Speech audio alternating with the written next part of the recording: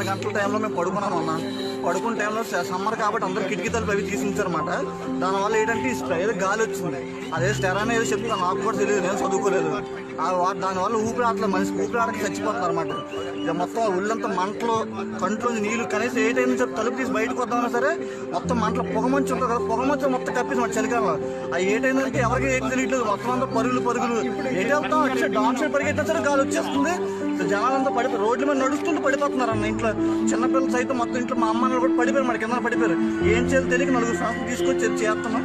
2020 మే 7వ తారీఖు early morning 2:30 నుంచి 3 మధ్యలో విశాఖపట్నం సిటీ దగ్గరలో ఉన్న ఆర్ఆర్ వెంకటాపురం, నాయుడు తోట, గోపాలపట్నం ఏరియాలోని ఎల్జీ పాలిమర్స్ ప్లాంట్లో లీక్ అయిన స్టైరిన్ గ్యాస్ 3 నుంచి 5 కిలోమీటర్ల వరకు వ్యాపించి ఎన్నో జీవుల ప్రాణాలు తీసుకుంది మరియు ఎంతో మందిని ఆసుపత్రుల పాలు చేసింది. అసలు స్టైరిన్ గ్యాస్ అంటే ఏమిటి, స్టైరిన్ ఎక్కడ వాడతారు, స్టైరిన్కి మనం ఏ విధంగా ఎక్స్పోజ్ అవ్వగలం, స్టైరిన్ మన బాడీలోకి ఎలా ఎంటర్ అవుతుంది, ఎలా లీవ్ అవుతుంది, స్టైరిన్ వల్ల మన హెల్త్ ఎలా పాడవుతుంది, స్టైరిన్ని డిటెక్ట్ చేయడానికి మెడికల్ టెస్టులు ఏంటి, ఫస్ట్ ఎయిడ్ ఏంటి, డీకంటామినేషన్ ఎలా వంటి విషయాలు ఈ వీడియోలో తెలుసుకోవచ్చు. స్టైరిన్ అనేది ఒక కలర్లెస్ సింథటిక్ కెమికల్. దీన్ని వినైల్ బెంజిన్, ఇథనైల్ బెంజిన్, సిన్నమైన్, ఫినైలిథిలిన్ అని కూడా అంటారు. ప్యూర్ స్టైరిన్ యొక్క స్మెల్ స్వీట్గా ఉంటుంది. వాతావరణంలోకి వచ్చిన వెంటనే ఆవిరి అయిపోవడం దీని స్వభావం. ఎక్కువ శాతం స్టైరిన్ యునైటెడ్ స్టేట్స్లో ప్రొడ్యూస్ చేస్తారు.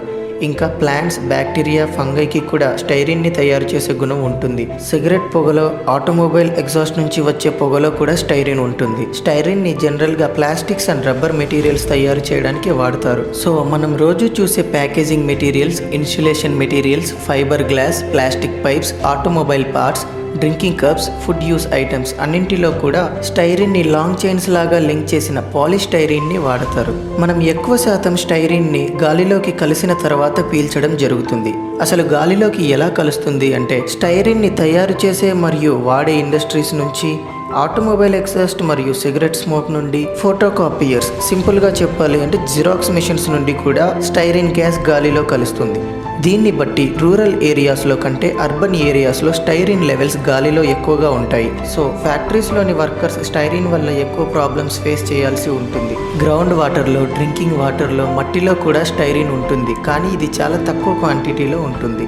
అలాగే మనం తీసుకునే ఆహారం అంటే ఫ్రూట్స్, వెజిటేబుల్స్, నట్స్, బీవరేజెస్, మాంసంలో కూడా తక్కువ క్వాంటిటీలోని స్టైరిన్ ఉంటుంది. కొన్నిసార్లు ఆహార పదార్థాలను ప్యాక్ చేయడానికి వాడిన మెటీరియల్ నుండి కూడా స్టైరిన్ ఆహారంలోకి కలిసే అవకాశం ఉంటుంది. సో ఈ అన్ని సోర్సెస్ ద్వారా స్టైరిన్ మన శరీరంలోకి ఎంటర్ అవుతుంది. ఎంటర్ అయిన తర్వాత స్టైరిన్ బాడీలోని కెమికల్స్తో కలిసి బ్రేక్ డౌన్ అయ్యి కొద్ది రోజుల్లో యూరిన్ రూపంలో బయటికి వచ్చేస్తుంది. తక్కువ క్వాంటిటీ అయితే ఈ విధంగా బయటికి వస్తుంది, కానీ ఎక్కువ క్వాంటిటీలో కానీ బాడీలోకి వెళ్తే చాలా ప్రమాదకరంగా మారే అవకాశం ఉంటుంది. స్టైరిన్కి గురి అయిన తర్వాత లక్షణాలు ఎలా ఉంటాయి అంటే కళ్ళలో ఇరిటేషన్, ర్యాషెస్, డ్రైనెస్, ముట్టుకుంటే మండుతున్న సెన్సేషన్, స్కిన్ ఇరిటేషన్, ఊపిరి తీసుకోవడానికి కష్టంగా మారుతుంది, తలనొప్పి, ఇవన్నీ కూడా తక్కువ కాలంలో కనిపించే లక్షణాలు.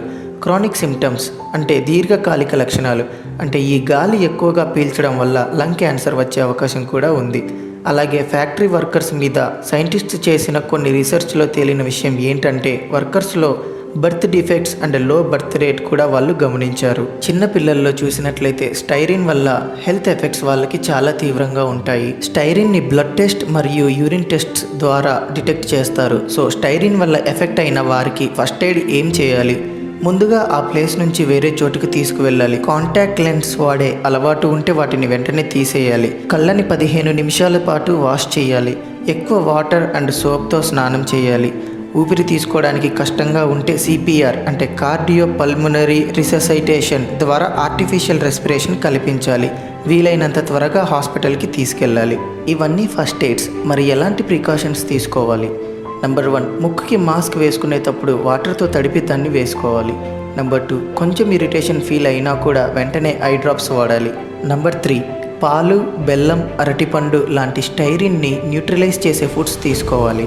ఈ వీడియో కానీ మీకు నచ్చినట్లయితే ఛానల్ సబ్స్క్రైబ్ చేయండి, వీడియోని షేర్ చేయండి. జై హింద్.